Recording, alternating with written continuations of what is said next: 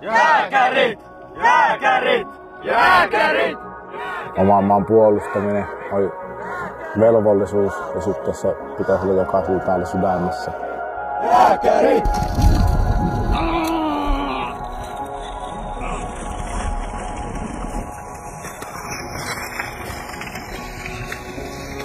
Sisu.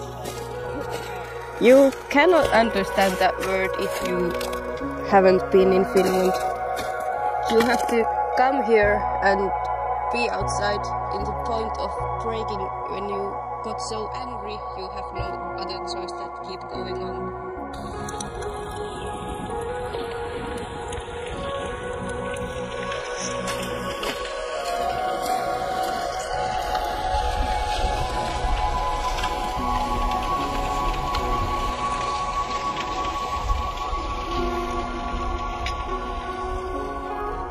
To serve is mandatory to men, but it's not for women, but we can volunteer, as I did. Joo, eli minä olen ollut tällä jääkäriprikaatissa nyt puoli vuotta, vähän reilu, ehkä vähän yli puoli vuotta. Ja nyt olen suorittanut noin 60% tästä palveluksesta. Why would you put yourself through this?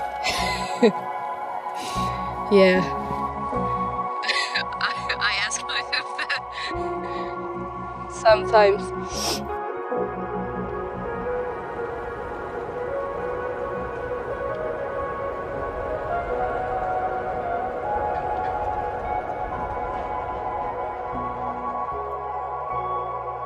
The times have changed in the names of war. It's not as simple as we learned it to be when we grew up. Like wars are in the past. We have learned that they are not. For me it's because I have a good life. That's why I'm here protecting it. Suomalaiset rakastaa mettässä olemista ja se on niinku meillä syntyessä on semmoinen kyky olla ja toimia mettässä. We had the NATO Alliance survival training. It was basically a week with no sleep, with basically no. That was intense being outside like 10 hours a day.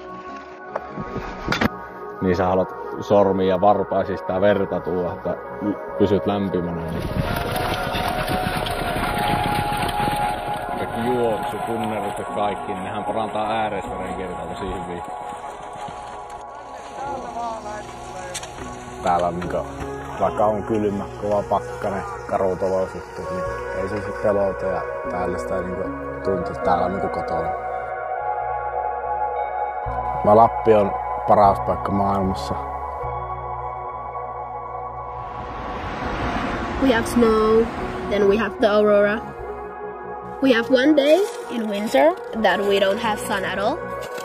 Then we have one day in the summer when we don't have dark at all. You don't meet the same kind of people anywhere else that you meet in Lapland.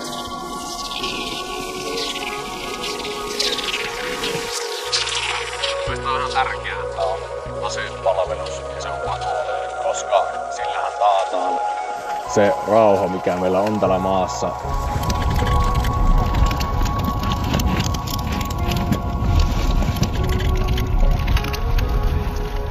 Sisu, I feel like Sisu is the need and will to do something in your inner heart, and you know you want to do it and you're gonna do it and then you're doing it.